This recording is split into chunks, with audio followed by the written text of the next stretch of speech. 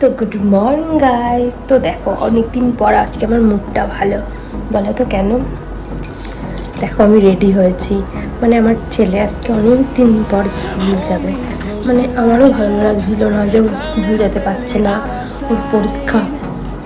ওর পরীক্ষাগুলো সব মিস হয়ে যাচ্ছে। সত্যি সত্যি আমার মনটা না একটু সত্যি ভেঙে গেছিলো যে কেন স্কুল যেতে পারছে না। ওই হাতটা ভেঙে গেছে বলে স্কুল যেতে পারিনি এই কদিন। তো আজকে ডাক্তারের কথা তো বলেছে হ্যাঁ একদম জোড়া লেগে গেছে, অসুবিধা নেই, এখন স্কুল যেতেই পারে। তো আজকে থেকে আমি ছেলেকে স্কুল নিয়ে যাচ্ছি। তো তো কেউ ভিডিওটা একদম স্কিপ করবে না, পুরো ব্লগটা দেখুন। আর আমার শর্টসগুলোকে লাইক করতে একদম ভুলো না। আর আমার যারা যারা এখনও আমার চ্যানেলটিকে সাবস্ক্রাইব করোনি তারা আমার চ্যানেলটিকে গিয়ে সাবস্ক্রাইব করে দাও। তো দেখতে থাকো। স্কুলে দিয়ে এসেছি ছেলেকে, আর ছেলেকে আলাদাই বসাচ্ছে, কারণ আমি বলেছি তো ভালোই হয়েছে। এই যে আপনি একটু হেঁটে চলে বেড়াচ্ছি, খুব পরে দেখছি কি করা যায়। তো জায়গাটা দেখো গাইস, মনে হচ্ছে না, পুরো মনে হচ্ছে কি হাতে রং তুলি দিয়ে আঁকা। আর বৃষ্টির ওয়েদারে মানে গাছপালাগুলো এত সবুজ সবুজ সুন্দর হয়ে যায় না, মানে বীভৎস সুন্দর লাগে। মানে মনে হয় কি তাকিয়েই থাকি সবুজের দিকে, আর সবুজের দিকে তাকিয়ে থাকতে আমার খুব ভালো লাগে। তো দেখো বললাম না, যেটা সবুজের গাছপালাগুলো কি সুন্দর লাগছে।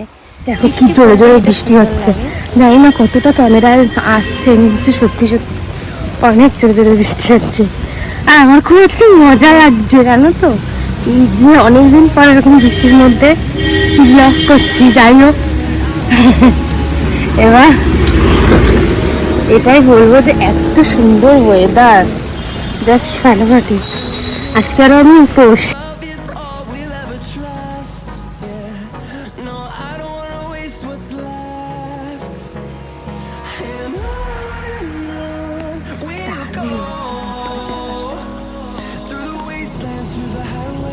তো এই দেখো ছেলের ছুটি হয়ে গেছে, আর আমি তো অনেক দিন পর ব্লগ দিচ্ছি।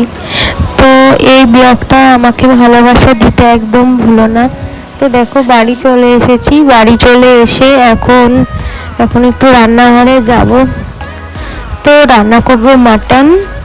তো তো চলো, তো আমার ব্লগটা তোমাদের কেমন লাগছে এটা জানাতে একদম ভুলো না। আর অনেকদিন পর ব্লগ দিচ্ছি, তো ভালোবাসা দিও।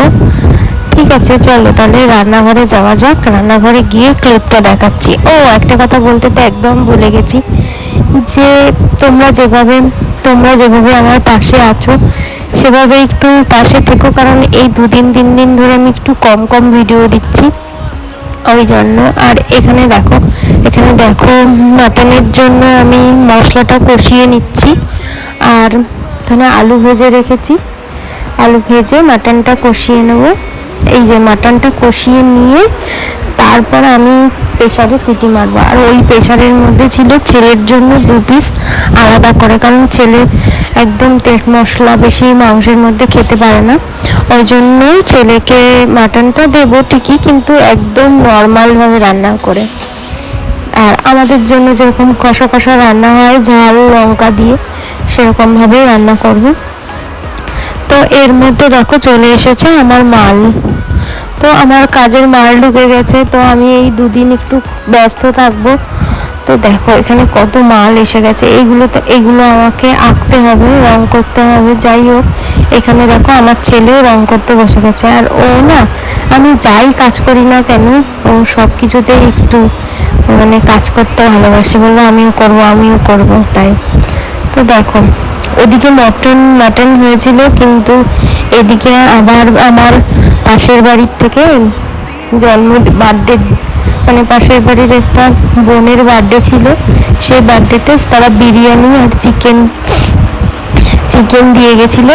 তো সেটাই এখন খাচ্ছি। আর সত্যি বলছি অপূর্ব হয়েছিল, মানে বিরিয়ানিটা, ওরা বিরিয়ানি বানিয়েছিল। আমি এবার অনেকদিন পর বিরিয়ানি খাচ্ছি। আর ছেলেকে বললাম কি বাবা একটুখানি ক্যামেরা করে দে, তো তো ওই দেখো আমি খাচ্ছি আর ও ক্যামেরা করছিল আর বলছি একটু ঝোলটা দেখাই, একটু আলুটা দেখাই। আর চাটনিটা তো আমি ঘরেই করেছিলাম, তো এই চাটনিটা রয়েছে। আর এইখানে মাটন না, চিকেন, কারণ আমি এতক্ষণ মাটন রান্না করছিলাম তো মাটন তো আমি খাইনি, আমি চিকেনটাই খেলাম, কারণ মাটন আমার অতটা ভালো লাগে না। তো চিকেনটা আমি যতটা ভালোবাসি ততটা মাটন ভালোবাসি না। যাই হোক, আমি চিকেনটাই খেলাম। তো আমার ব্লগটা তোমাদের কেমন লাগছে, যদি ভালো লেগে থাকে একটা লাইক, কমেন্ট অ্যান্ড